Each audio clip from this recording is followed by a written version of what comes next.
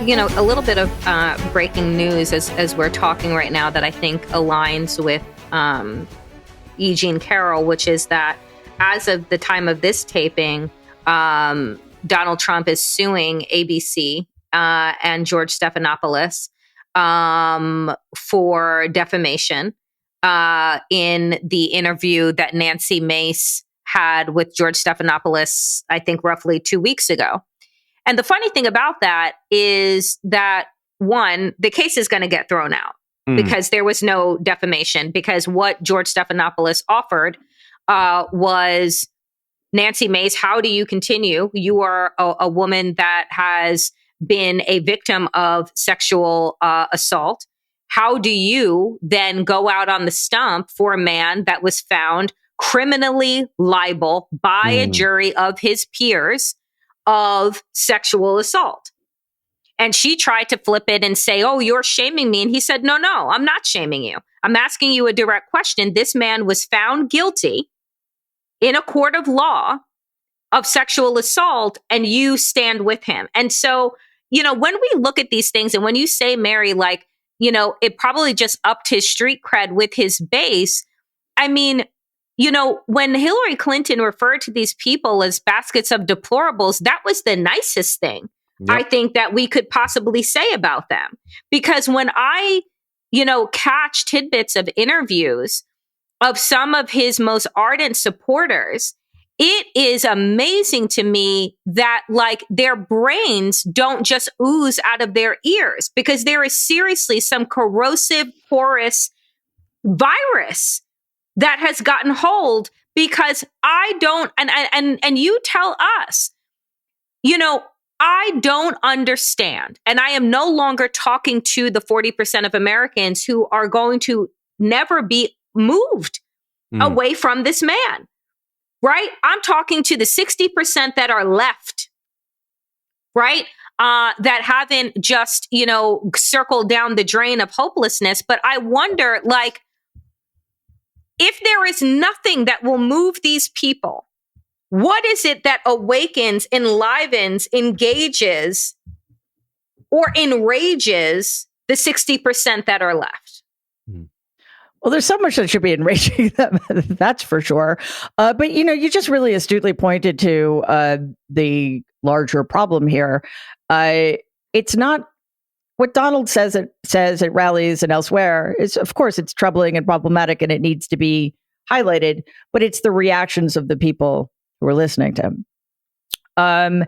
It's not that Donald is filing yet another frivolous lawsuit. I think that's his raison d'etre, quite honestly. It's that a woman who is a victim of sexual assault doesn't just defend a man who the judge said was found liable for rape. The judge himself used that word, so there's no defamation there. And it wasn't a judge who found that verdict. It was a jury of Donald's peers. And then she doesn't just defend Donald, but she flips it as if it were a vicious attack on rape victims, which is just shows you how far his party is willing to go for him.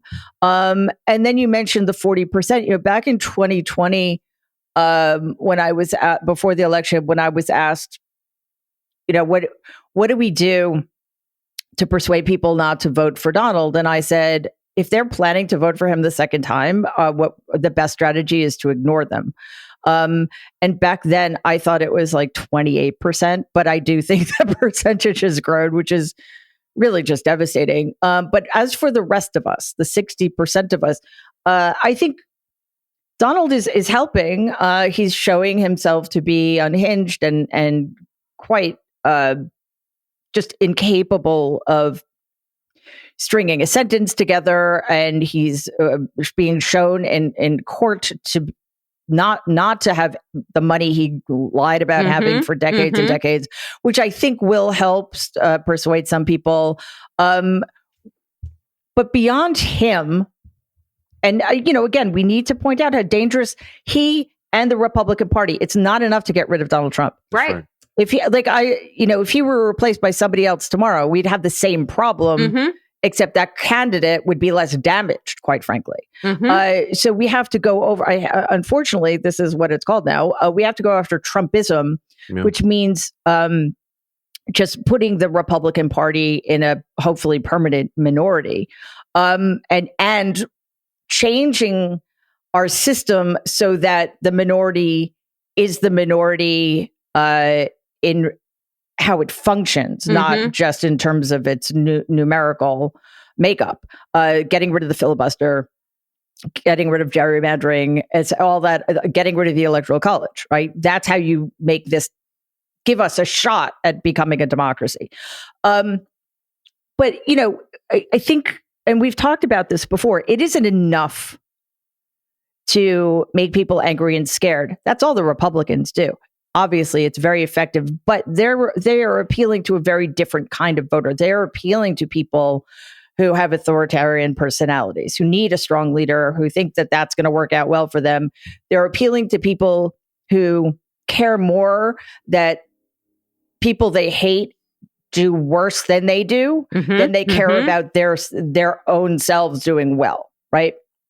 We need hope on our side too. We need to explain to people in the most explicit and real way what we can accomplish not if we win, but if we get the majorities that are necessary in order to affect real change. Because otherwise we're just fighting our rear guard constantly. It's always going to be democracy versus fascism. Democracy is going to get weaker and weaker.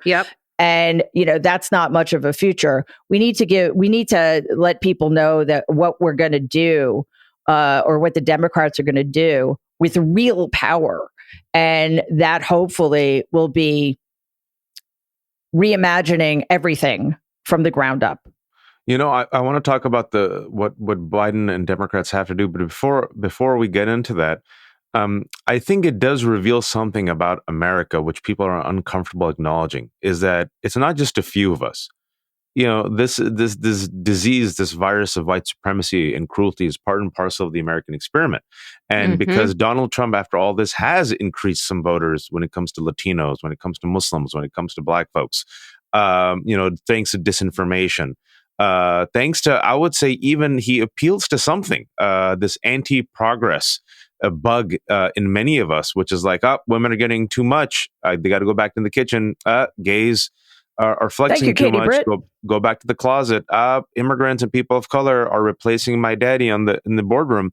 And I saw this movie recently, which is an excellent movie called Zone of Interest, which won at the Academy Awards, and some brouhaha because Jonathan Glazer was the only person at the podium to mention what's happening in Israel and Palestine. It was very empathetic to both sides, and now he's being banned. But the whole movie, for those who haven't seen, is about complicity. And it's about complicity during genocide and about dehumanization. And the movie, for those who haven't seen, is you never see what's happening in Auschwitz. You just hear it throughout the entire movie. And literally right next door, it's the Nazi commander who's overrunning the death camps, living the most idyllic life. And the whole movie is about what happens to both the perpetrator, the majority, and how they get dehumanized, and how they're able to live out this idyllic life literally while there is a genocide. And the Jonathan Glazer talked about what's happening right now all around the world. And I thought about the complicity aspect of it, Mary, because last week I just sat there and I wanted to bang my head against the wall, because last week Trump did one of these unhinged rallies. He starts off the rally praising the January 6th insurrectionists, not making this up. After playing their anthem, mind you. The anthem. And then there was a choir, the January 6th choir. And in this talk, he also said that some undocumented immigrants aren't human. He said there will never be another election if he doesn't win this one. And then he does his random verbal diarrhea about the auto industry. And then he pivots to bloodbath for the whole country, then pivots back. And all these folks who I think are smarter, who I gave them credit, the benefit of the doubt, were like, oh, come on now, liberals. Come on now, don't be unfair. Put the proper context. It was about the auto industry. And then for 2 days, MAGA tried its best to spin and attack the rest of us who put it in the right context, that this is the man who threatens, casually warns about jokes about violence. And mainstream individuals who know better were like, came after me, came after you, Mary. And they're like, come on now. He doesn't mean that. Even though this mother effer started that rally praising the January 6th violent insurrectionists. How do we come out of this complicity? And another thing I'll say, Mary, because your first book was about, I think your first two books were about America's history of complicity, like genocide, in torture, and slavery. Maybe this is us. Maybe this is 30, 40% of us. This is who we are. Thank you for my rant.